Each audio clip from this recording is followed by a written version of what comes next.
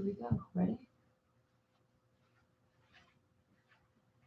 Good evening, Oxford families. My name is Amber Houston. I'm the principal at Oxford Academy. Thank you so much for coming tonight. We have a lot of great information for you.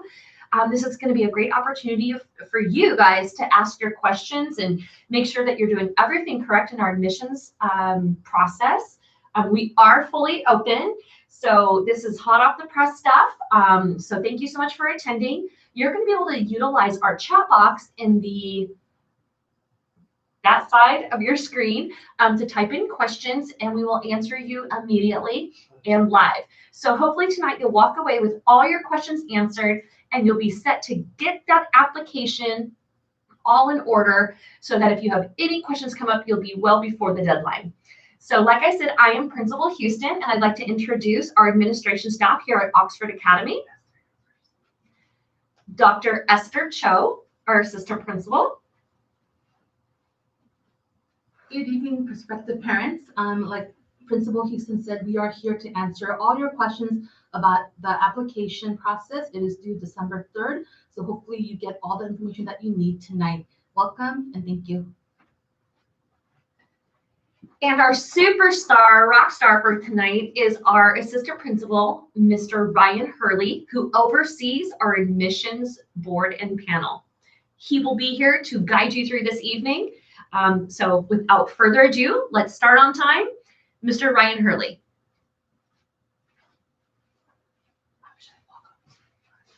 Hi, everybody. My name is Ryan Hurley. I'm the assistant principal that oversees Oxford Academy admissions. We want to welcome you to our evening. We're grateful to have you here. So this evening is dedicated mainly towards a question and answer session. Usually we would have these at the end of our parent information nights, but since we had a video that we published this year, we wanted to provide a platform to you where we could interact with you, you could interact with us and get those questions answered that you have that you weren't able to get answered throughout the parent video or the additional resources that we have on our website. Before we begin our questions tonight, I do want to just remind you and draw you to some information that's available for you to help you through the admissions process. Some of that information you'll find front and center on our admissions page. But if you click around on the admissions department, you will find a variety of resources pertaining to the parent informational video, if you haven't already watched it, which guides you through our school, our process, a little bit about that, and step by step, the admissions process and the timeline. We'll revisit some of that information this evening as well. We also have application instructions available for you, a step-by-step guide video where you go through and you actually watch one of our staff members guide you through each individual step of that application so that you're all ready to go with that. We also have sample document uploads that you can click on and view exactly what we would be looking for for your application when you're uploading those materials, so you can compare and contrast the documents that you will be providing in your application and make sure that they match up with what we're looking for. Those resources are available to you if you weren't already aware, if you haven't already watched them. The main purpose of this is to address any questions that parents hadn't gotten in those resources, but we also understand that there may be some people coming on fresh tonight that aren't clear about something. Maybe you didn't catch a resource. So we're here to answer those questions. And I'll also go over our admissions process and our admissions timeline a little bit more clearly so that we have a review of that data. Dr. Cho reminded you that our deadline for applying is December 3rd. December 3rd, that is a Thursday. So if you're interested in applying, make sure December 3rd. And we have it marked for 11:59 p.m. So just before midnight on December 3rd. We encourage everybody apply early. I know the time is starting to get a little bit tight with the holiday coming up. Our school will be closed for all of next week. So we won't have staff here during that time. And then the following week, there'll be that 4-day window while our staff is here and you're applying. So we encourage you apply early, especially if you have any tech issues. Every year we run into circumstances where somebody may have been holding off for whatever reason to that last minute, and they run into a technology issue that they weren't anticipating, and they end up not submitting on time. And to be fair to everybody, we have to really stick to that deadline. So again, we encourage you apply days before, if not as early as you can, just to make sure if there's an issue with your application, we can get it resolved before that application window closes. So before we begin, I'm going to just check in. We have our principal, Mrs. Houston, and Dr. Cho over here to the side of me, and they are moderating our chat. As you're live out there, they will be answering some questions directly into the chat, but some of them, if they are, a more current, a more frequent question that we get, we'll address them here, as many as we can, live on the live stream that we have going on. So I forget what side it is. It's either this side or this side. Feel free. You may need to log in, but I think that it's public chat, so you might be able to just go ahead and address in there your question as well. Let me check in with them really quickly and be right back with you. Any questions on that chat yet? A parent said I'm having trouble with uploading files. Having trouble with uploading files. Let me ask you a question. What's the specific, if you wouldn't mind clarifying in the chat, what is the specific trouble that you're running into?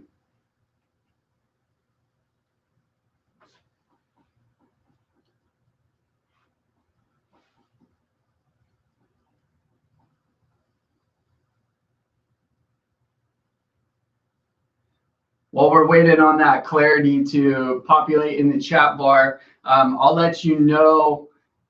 Oh, it says with the utility bill. Okay, so I still need a little bit more clarity, but I'll try to provide as much detail about that as I can. So the utility bill is used to verify residency. So we have you, upon completing the application, our application is open to residents of the Anaheim Union High School District. So even if you go to an elementary feeder district, of course, and then you would attend our district, there's room for, we have approximately 200 spaces that we have historically offered to our resident applicants. This year, similar to last year, we have approximately 35 spaces that are allocated to students, applicants outside of our district, who reside outside of our district boundaries. So what that does for you, that utility bill, is it just establishes where you live, and it's proof of residency. So whether or not you're a resident of our district, we still need you to back that up with a utility bill in your name, and it has to have the current address that matches the address you're using to apply. We use that information as well to determine information for our incoming students. For example, when we are looking through our application results, we accept approximately 25 students from each of our junior high areas. So we have 8 junior high schools. 25 times 8 is 200. So what you're going to do is give us that information. Again, it has to match. If you don't own, there is an additional form you can fill out there and have your landlord sign if the bill is not in your name. But again, we're looking for that bill to be in your name and match that address that you're using for the application.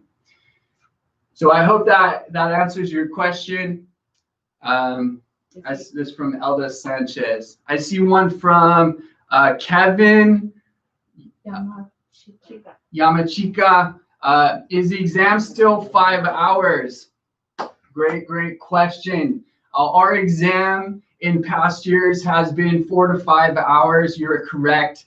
When we did the in-person exam this year, while we still haven't made a formal decision one way or the other, you can imagine that we would need to make significant modifications, especially with the brand new information coming out in the media about things shutting down again and lockdown. So you can go ahead and expect that we will have significant modifications. We'll have a formal announcement about that.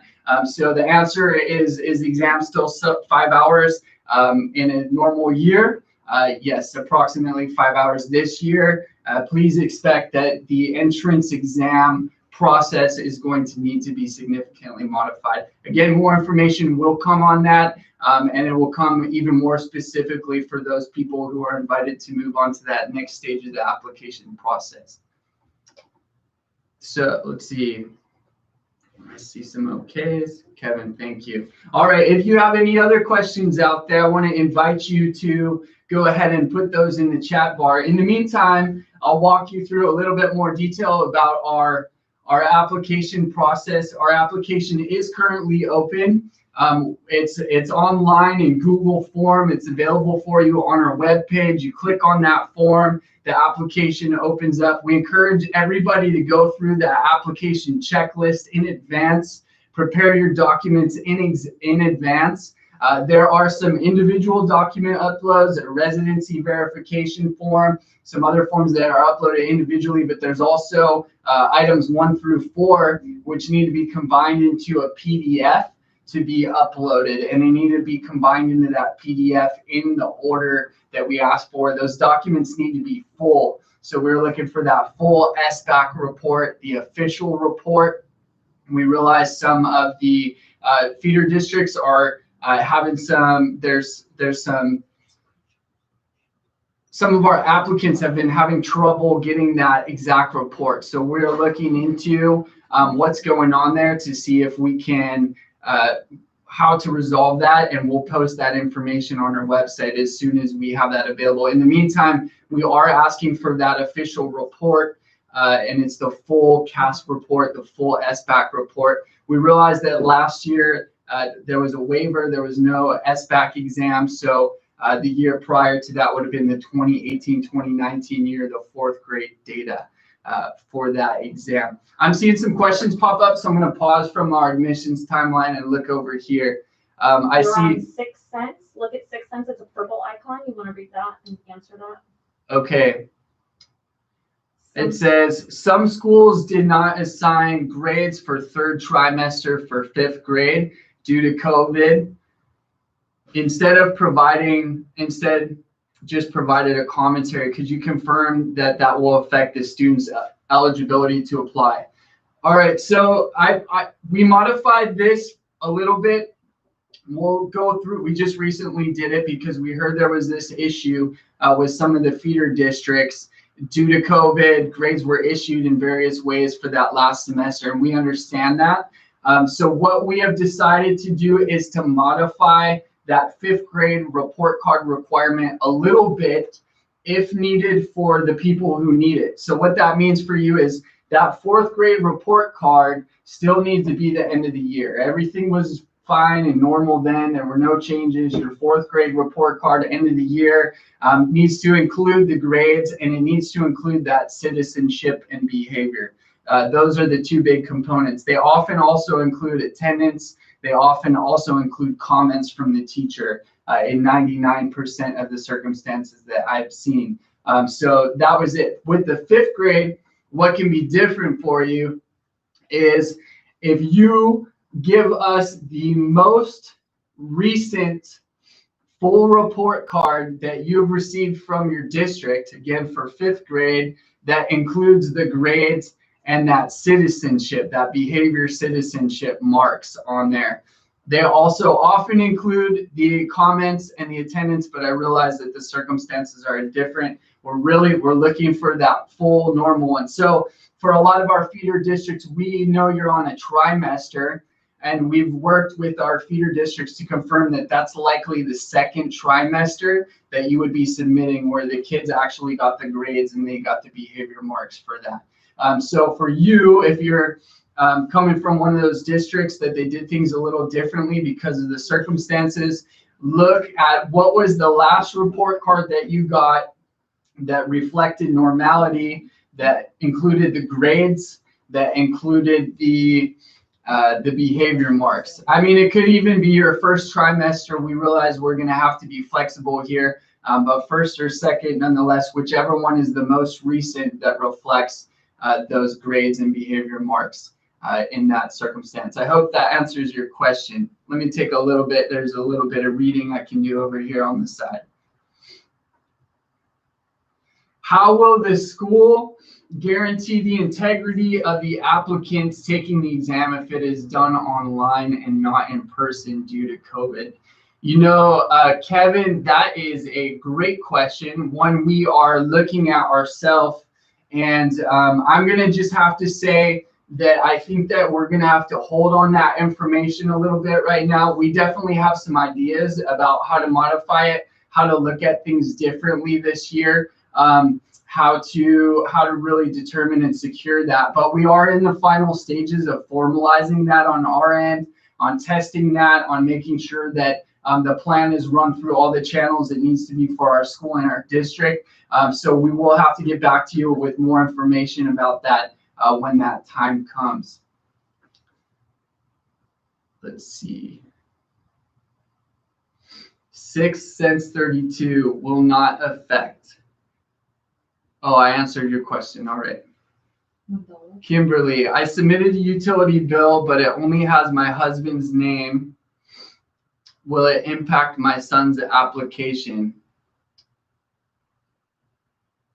So the utility bill needs to reflect the address and the parent names on the application. Otherwise, we can run into some issues there. So if you need to call in and speak with our registrar about that, Miss Lulu Martinez, to make a correction, you can do that for your application. Again, Lulu Martinez, Miss Martinez, you just call the main number of the school and you can ask to contact her, and she will work with you to make any fix to your application that is needed.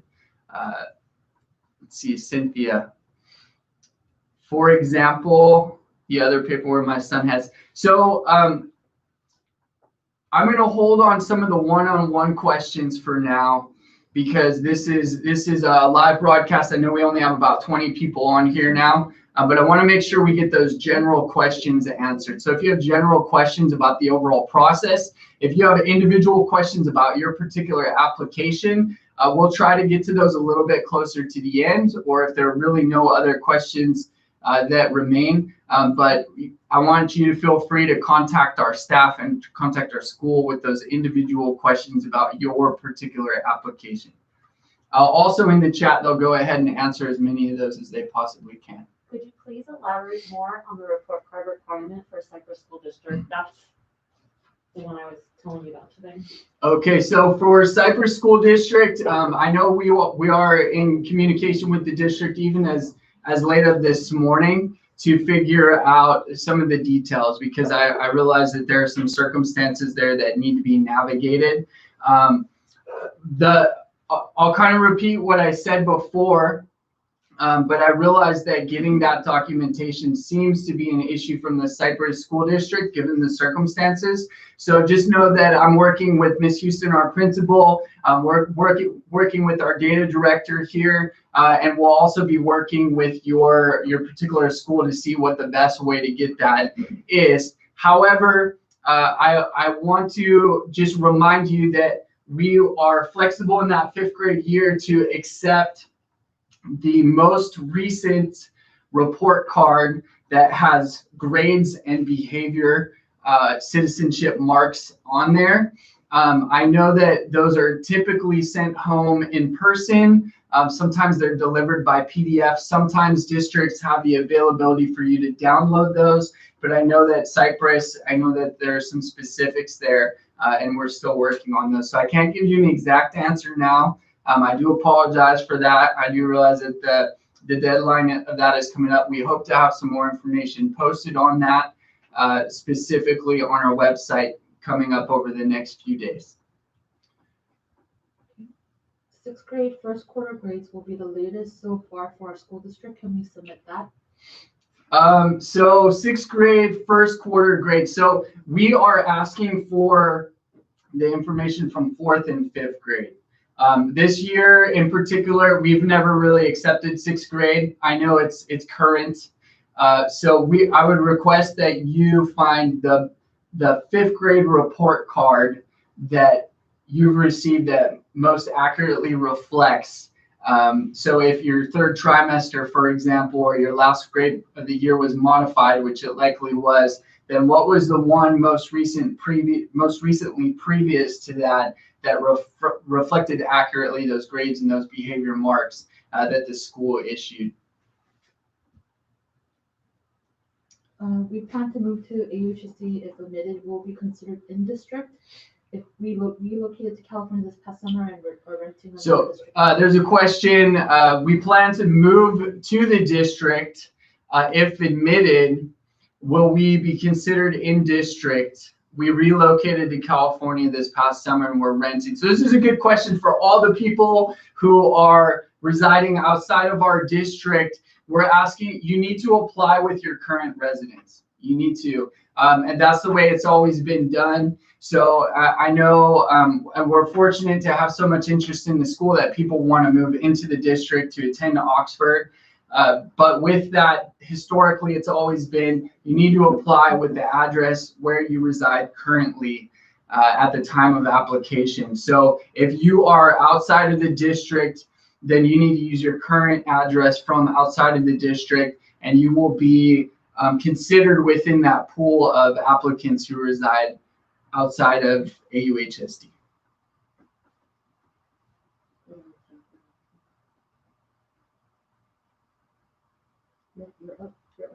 All right, so it looks like we're still waiting on a few more questions to populate. While we are, I'll let you know that application process, once you go through the checklist, once you go through the video, once you combine your documents in advance and you read through those instructions, you even label, we're asking you to label your files that you upload with a certain naming convention, just so that they stay organized with your materials. And it's easy for our staff to find your files and work with you.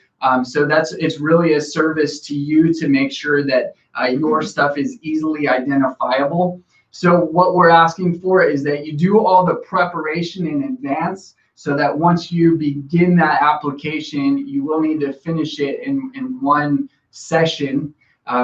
It's not something that will automatically save as you go. So you need to finish it in one sitting. So when you're going through and you finally push that submit button, what will happen is you'll get an automated email to the email account that you provided, and that will be your confirmation. You should get two, one or two, I forget, but I think two. One is going to say that you completed the form. Within 24 hours, you will also receive a copy of your form answers. So that's your confirmation. When you get those confirmation emails, we have received your application, and you'll get a copy of the responses and the files that you submitted to us. So you don't need to contact us and say, have you received my application? When you get that confirmation, we've received it. And this is all done through Google, so it's very reliable. We haven't run into any hiccups with it yet. Let's see, there's one question down there at the bottom. We don't have California test results. Will MAP, measure of academic process score, be sufficient? You know, I'm not entirely familiar with the MAP. I would encourage you can reach out to us to look into that specifically. But what we're asking is, you know, oftentimes a kid goes to a private school, and that private school would have issued a standardized exam of sorts that would measure proficiency in a variety of subject areas. We're specifically looking at English and math.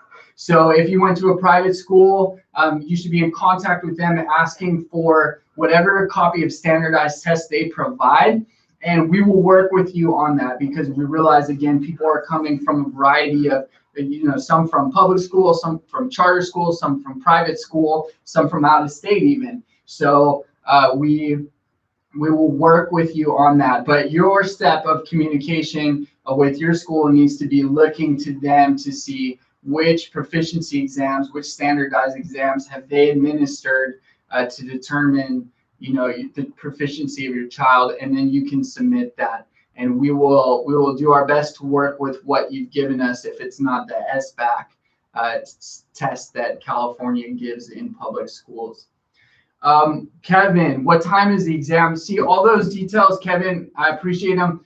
The details behind what the exam is going to be, and what time it will be is going to have to be released at a different point. I will let you know that we understand that there are a variety of circumstances out there, so we're going to work together to do the best to provide flexibility within those windows of time. But in looking at that timeline that we've provided, just know that those dates, that exam window in that portion of January is kind of where things typically land. So I know you're waiting on information. We'll definitely get that out as soon as we can as to what that's going to look like. I'll let you know we had a meeting this morning to move much more towards a finalized plan. And then soon we will be having a meeting with our district as well to finalize what that plan looks like. So it is in the works. I think we're getting closer to a release. Keep in mind we're going on vacation next week, but we'll definitely get that out as soon as we can. Is the exam score the only factor in acceptance?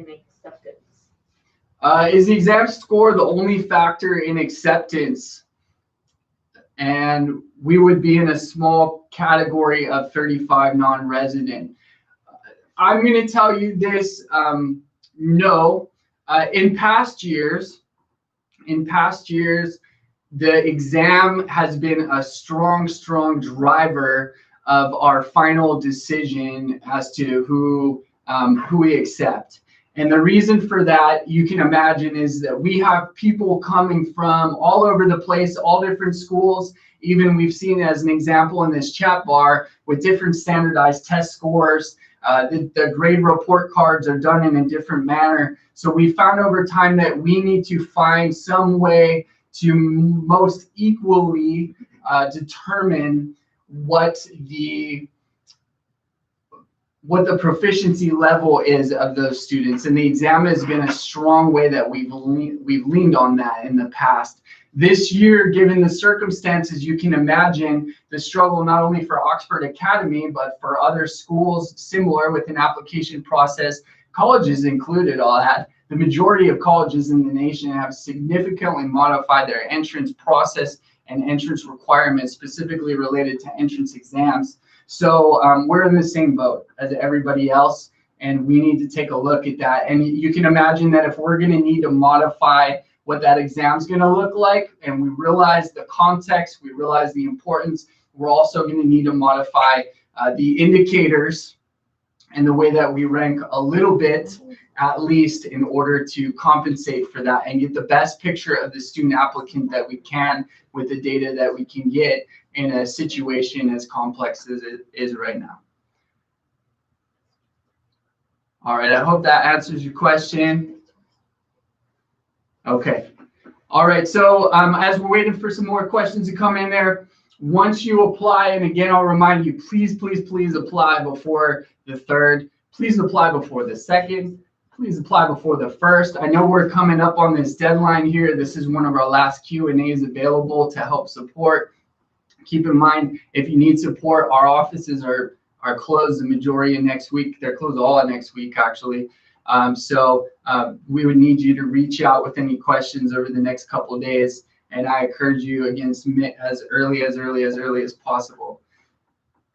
And then, so once that's done, you receive your confirmation emails, and you're kind of in a holding pattern for a little bit. I wouldn't say a holding pattern, really. It's just like applying to a college where you just have to wait to hear back while we are doing the behind the scenes work. As soon as your application comes in, we start processing the applications, verifying documents, and then we go through an internal admissions process, a screening process of our applicants, and then we determine who moves on to that next phase, which is historically been entrance exams.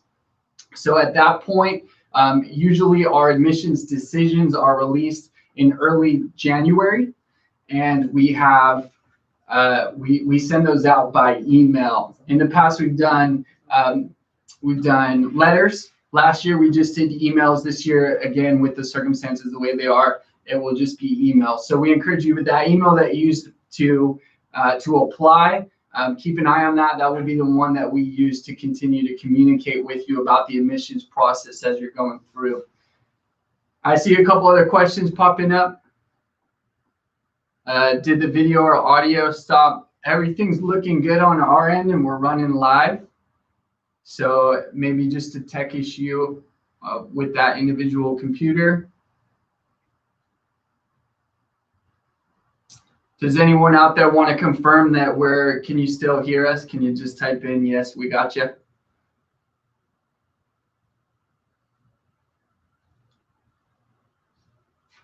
All good. Okay, perfect. All right, so with that admissions process again, there's about 3 weeks a month, probably a little bit more than a month actually, and then the admissions communication comes out in early January. As we get a little bit closer to that date, we'll publish the exact date that those decisions will come out on our website, and then we'll move into that next phase. And that next phase is usually what the entrance exams look like. Again, I want to emphasize it's going to have to be a modified format, just given the circumstances of everything right now. But we'll communicate out about that process, and we'll communicate out about that process more specifically to the people that will be moving into that next process. Once that process is complete, usually that mid to late January portion of time, then we move from there into our admissions team here needs to assess that data and evaluate the exams. I'm going to say in quotation marks this year. And then we move on to the rankings and the final determination. So when we're looking at that criteria, historically, again, exams have been a huge driver, but we're looking at a more balanced approach given the circumstances to figure out how we can get the most accurate picture of the student at this time with the information that we're going to be getting through every single process, entrance exams included. So once that is done and our decisions have been made internally and we have figured out who the incoming class is going to be for next year, then we go ahead and communicate that out by email as well. So again, keep a close eye on those emails. I'd encourage you, sometimes every once in a while, we get parents saying they're not receiving them. Check your spam, keep an eye on your spam, your junk mail regularly. If something doesn't come through, one of the first things you should check is your spam or junk mail, just to make sure our email didn't get trapped by one of your spam filters.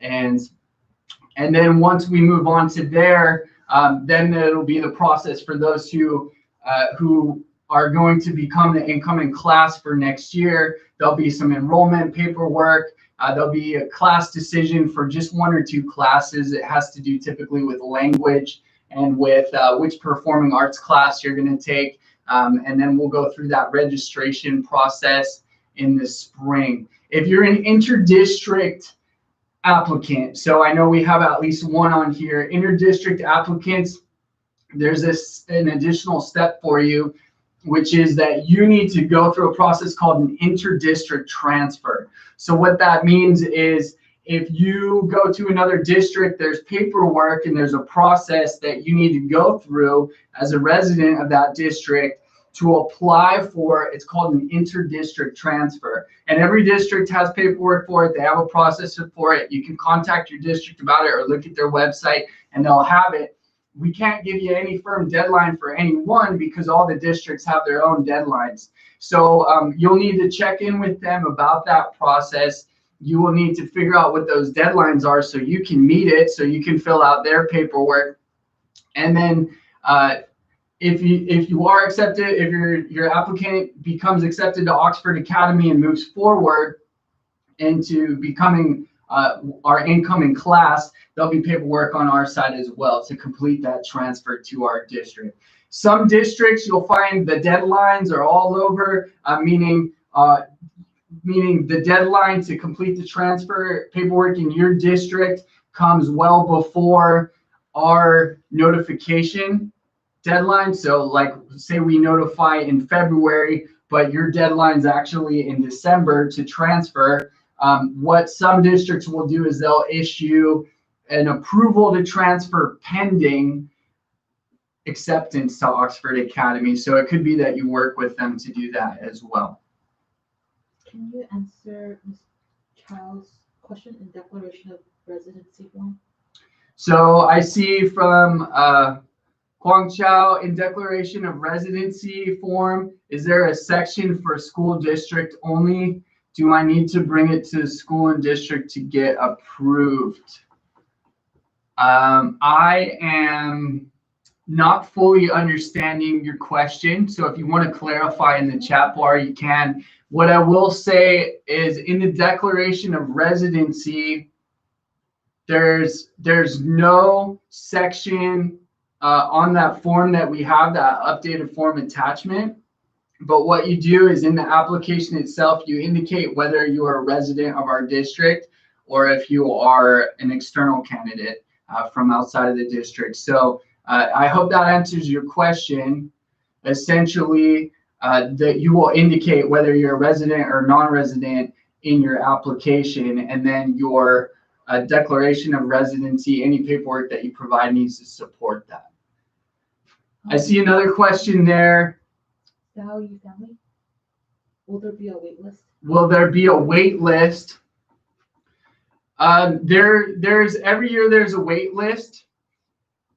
So yes, there will be a wait list. What we do is we know that every year, typically there's a certain amount of people that may not end up being able to accept their place at Oxford Academy, even though we offer them a spot in the class, the incoming class. So in that case, we also like to have a little bit of a buffer where we would reach out to essentially the next in line. So yes, there will be some people who will be waitlisted.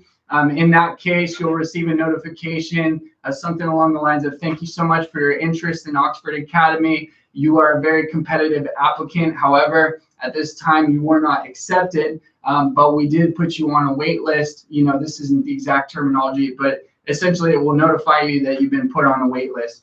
Now, it's a challenging place for people. I will acknowledge that, because the thing with the wait list is people, even though we try to have our enrollment paperwork, our registration paperwork complete as early as possible in the spring, you know that people have a variety of circumstances that come up. Maybe they have an emergency, they have to move. Maybe they have a change of heart and they don't accept and they go somewhere else, that their application process was later. So it has happened in the past that those spots even open up almost the day before our school opens for that upcoming year. So it's always a hard position to be in. When you are waitlisted, you need to make some decisions about what your priorities are and what's best for you in those circumstances. But we do try to make a notification as soon as possible to those on the wait list. But the reason that we hold until that very last day before our school day starts is because if spots should open, or even during those first few days of school, if a spot should open and we're able logistically to let you into the school, we want to honor that and fill those positions. But again, you know, if we can fix our class and fix our enrollment by midsummer, then we try to send out that notification that the space is no longer available for those on the wait list as early as we can. I hope that helps. That was a lot of information about the wait list. If the interdistrict form is rejected, can we appeal? The answer is yes. Kevin, you would need to, like if you, let's say that you are in Orange County, you would then appeal and your district rejected it, then you would appeal to the Orange County Department of Education. If you're in LA County and your district rejected your interdistrict transfer, then you can appeal to LA County. So whatever county in which you reside, you need to appeal to your county office of education, if only if your district does not approve your interdistrict transfer. If accepted, is my child able to attend OA until 12th grade? Do you need to have both? If accepted, is my child able to attend OA until 12th grade? Do we need to have both Fullerton and Anaheim districts sign off on interdistrict form? My apologies for the numerous questions. So yes, again, there would be transfer paperwork on both sides. And yes, your child, if they're accepted to the incoming 7th grade class, will be able to attend until 12th grade. Given that everything goes well, this school is a challenging school. Some people come here and they realize that it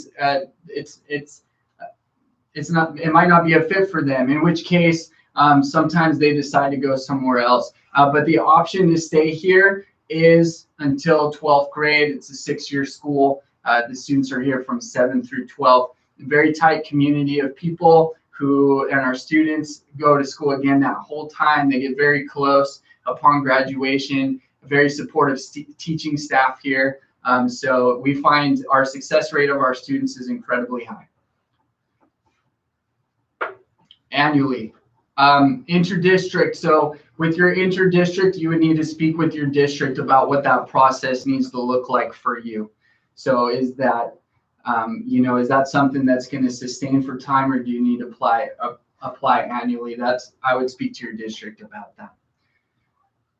So, just as we're wrapping up the application process, I want to just clarify to you that final window of time when those notifications go out in February.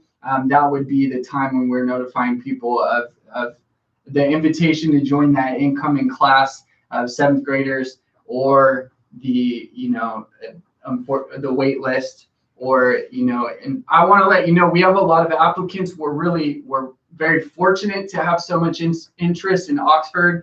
Annually, we get approximately 1,000 applicants. So you can imagine with an incoming class of approximately 235, it gets quite competitive. So we do have all notifications of acceptance of the wait list, and then a significant number we have to apologize to and say thank you for your interest, but our class has been filled. So we have a few more minutes on the questions. So I want to just remind you, we have a full administrative staff here, our principal.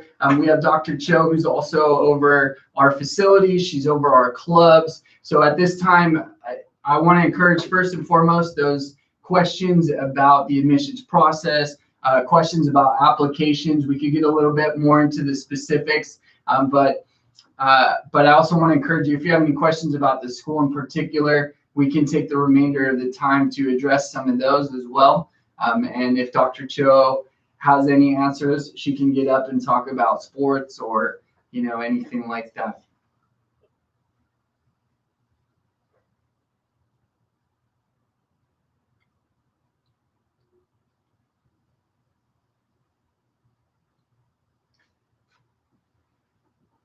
I'm going to just take a moment to scan through the chat. I think we've pretty much gotten to all our questions.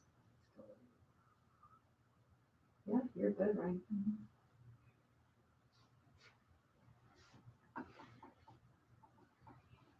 All right. Well, I think at this point we've pretty much been through the majority of our admissions process, what that looks like, the details about it. We've been through the application. We've been through the modification of some of the requirements due to the report card and that SBAC data. Keep your eye on our website for some updated information, hopefully in the coming days, as soon as possible on those specifics. I see one coming up. Is the IEP a required item? The answer is circumstantially yes. So what we're asking for there, IEP is called an individualized education plan. The exact name varies in certain locations.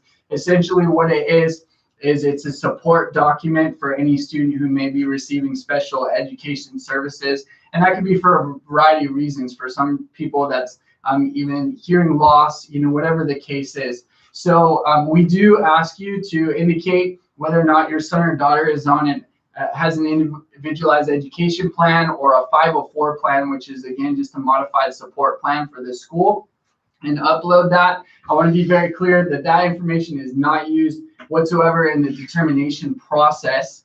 So what we use that information for is upon admission, we need that information from you to move forward with those support steps and making sure that we have all the documentation in place. So if your son or daughter is receiving special education services or has an IEP, then yes, we need you to indicate that and upload that paperwork so we can make sure that the process is completely set up for you. If your son and daughter does not have a 504 or an IEP, then no, it is not required for you.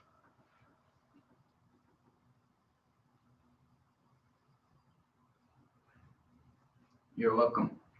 All right, well, we'll hold for just about 1 more minute to see if we have any other questions popping up. But that will be, if there aren't any more, we've pretty much summed up our admissions process, the timeline for you, those requirements. We want to remind you that our staff is here to help. Please do understand it's a very busy time of year. So as you're calling through, we will get back to you. If you're asked to leave a voicemail, please leave a voicemail. We will get back to you as soon as we possibly can. You can imagine our registrar is fielding a lot of calls with a lot of interest for Oxford right now, but our staff is here to help you.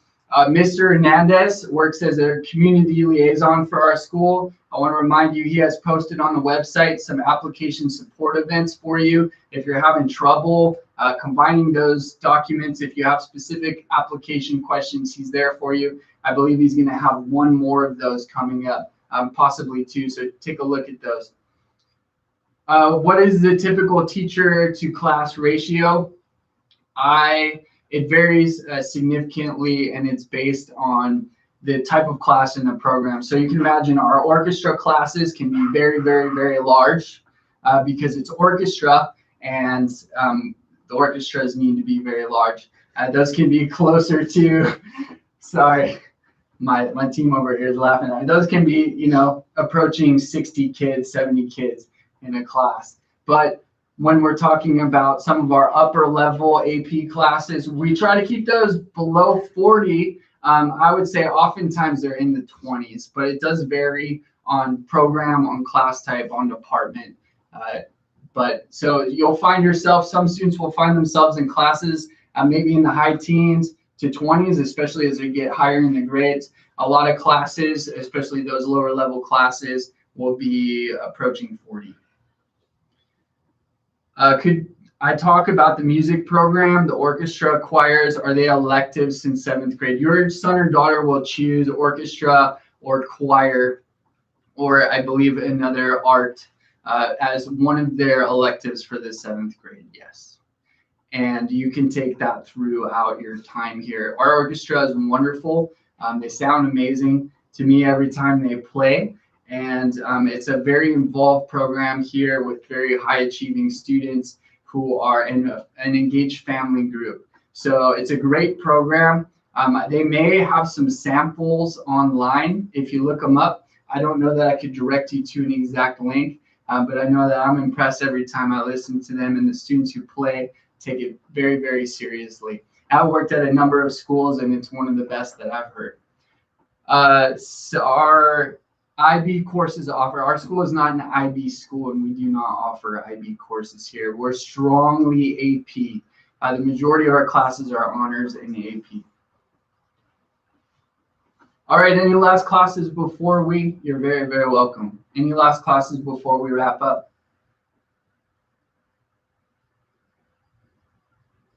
Oh, no problem, no problem.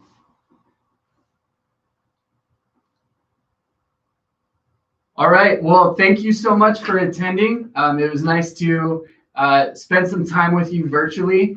I hope this was beneficial. We hope the resources online are clear. We're doing everything we can in these circumstances to make sure you have everything at your fingertips to help you through this application process since the circumstances are different. Again, I want to remind you, you can call into the main number of the school or email our admissions it's Ms. Martinez, again, Martinez, Lulu is her first name, and that information should be on the website. Mr. Hernandez is our community liaison. He's also here to help. Call the main number of the school, and they'll get you someone who can help you through those process. I do encourage you, because it is such a busy time of year, use those resources first. Go through all that checklist first. Read through the application instructions first. Watch the videos first.